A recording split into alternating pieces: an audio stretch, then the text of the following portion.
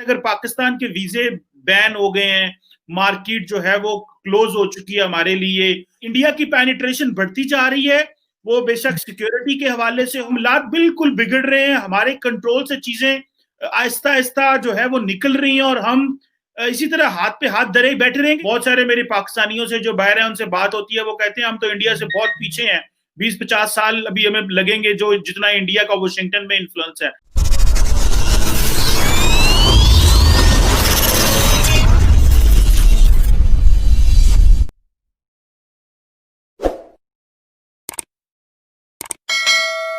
कोई मुल्क हमारी सुनने को तैयार नहीं है। तो आप क्या समझती हैं कि क्या भारत जो है उसकी पेनिट्रेशन मिडिल ईस्ट में ज्यादा हो जाएगी अगर पाकिस्तान इसराइल को रिकॉग्नाइज नहीं करता? तो पाकिस्तान को तो करना ही पड़ेगा इसराइल को, क्योंकि इनके पास ऑप्शन नहीं है। चीमा साहब ये सिर्फ अभी ड्रामे कर रहे हैं और कुछ नहीं है। इन्होंने आगे जाके जो है इसराइल को तस्लीम करना ही है और करना भी चाहिए।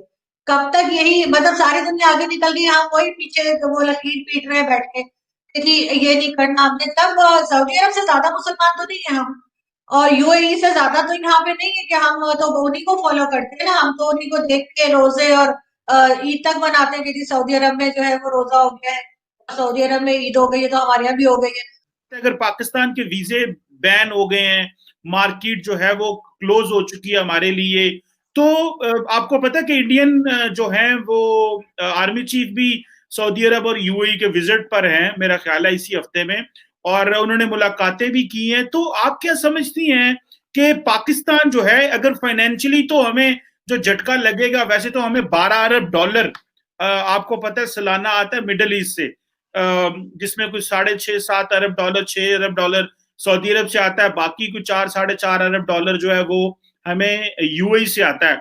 लेकिन आप क्या समझती हैं कि पहली दफा इंडियन आर्मी चीफ वहां पहुंच गए, वो यूएई जाएंगे, वो सऊदी अरब जाएंगे, तो हमें नजर आ रहा है कि हालात बिल्कुल बदल रहे हैं। इंडिया की पेनिट्रेशन बढ़ती जा रही है, वो बेशक सिक्योरिटी के हवाले से हो, क्योंकि हमने ना उनको यमन में मदद की, ना कतर के उनके मसले में मदद की, ना हम उनका साथ दिया, और हम न्यूट्रल पॉलिसी लेना चाह रहे हैं, और ना ही ईरान के सिलसिले में उनकी मदद कर रहे हैं। तो डू यू सी कि ये मामलात बिल्कुल बिगड़ रहे हैं, हमारे कंट्रोल से चीजें आहिस्ता आहिस्ता जो है वो निकल रही हैं और हम इसी तरह हाथ पे हाथ धरे बैठे रहेंगे? जी मतलब हमारे साथ प्रॉब्लम यही है ना कि हम हर जगह पे जहाँ पे नहीं भी जरूरत होती वहां भी हम मजहब को लेकर आ जाते हैं। भारत हर जगह जाके हिंदू हिंदू का नारा नहीं लगाता। वो जाते हैं उनको अगर उनका फायदा है और उनको कोई उससे कुछ मिल सकता है तो वो इस्लामिक कंट्रीज के पास भी जाते हैं, वो यूरोपियन कंट्रीज के पास भी जाते हैं। और वो जैसे कहते हैं ना कि अपने दुश्मन से भी सीखना चाहिए, तो आई होप कि वो चाइना से भी सीखेंगे कि जिस तरह से चाइना ने अपनी इकोनॉमी को खड़ा किया है, तो अगर वो सीखने पे लग गया इंडिया, तो इंडिया अपनी इकोनॉमी को भी उसी तरह से खड़ा कर लेगा। लेकिन हम ना तो दोस्त से कुछ सीखते हैं ना दुश्मन से कुछ सीखते हैं। वरना हम अगर चाइना बड़ा हमारा दोस्त है तो हमें थोड़ा सा सीखना चाहिए कि भाई इकोनॉमी पे फुल टाइम आप उसको दें और किसी तरीके से अपनी इकोनॉमी को खड़ा करें और इधर उधर की चीजों में ना पड़े। लेकिन हम हर जगह पे वो मजहब की जो है ना चीज लेके पहुंच जाते हैं, चाहे हमारा कोई लेना हो ना देना हो।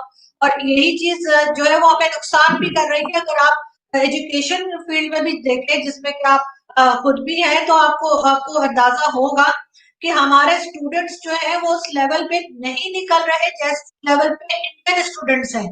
चाहे वो आईटी की फील्ड हो चाहे कोई भी फील्ड हो एजुकेशन की, उसमें जितनी अच्छे से इंडियन स्टूडेंट्स काम कर रहे हैं और उनको बाहर जॉब्स मिल रही हैं, या वो अगर अपने मुल्क में भी हैं तो वो हमसे कहीं ज्यादा काबिल है। आप वो भी छोड़ दें, आप सिर्फ ट्विटर पे बात करके देख लें। जो ट्विटर पे आपको सोशल मीडिया पे उनके आम से लोग जो ट्विटर पे हैं इंडियंस, उनको और पाकिस्तानी जो है उनकी बातों को अगर आप कंपेयर करेंगे तो आप सर पकड़ के बैठ जाएंगे कि हमारे लोगों को कुछ भी नहीं आता।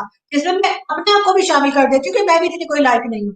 लेकिन उनके जो है वो उन्होंने इतनी ज्यादा जो एजुकेशन के ऊपर उन्होंने जो काम किया है और जिस तरह से उनके यहाँ, मैं तो बहुत इम्प्रेस हूँ। मैं कहती हूँ कि अगर हम अपनी लोगों को एजुकेशन फील्ड में थोड़ा सा मेहनत करें तो शायद हम हमारे लोग भी जो है वो किसी इंटरनेशनल कंपनी के सीईओ लग सके या कुछ बन सके। लेकिन हम सारे वक्त इसी में रहते हैं कि मदरसे की तालीम होगी और कभी फलाना वाजिबुल कत्ल है, कभी इसको मार दो, कभी वो काफिर है, कभी ये वो चीजें चलती रहती है ना। पाकिस्तान इसलिए पीछे रह गया है, ये चीज ना तो सऊदी अरब में है और ना ही किसी और इस्लामिक कंट्री में है।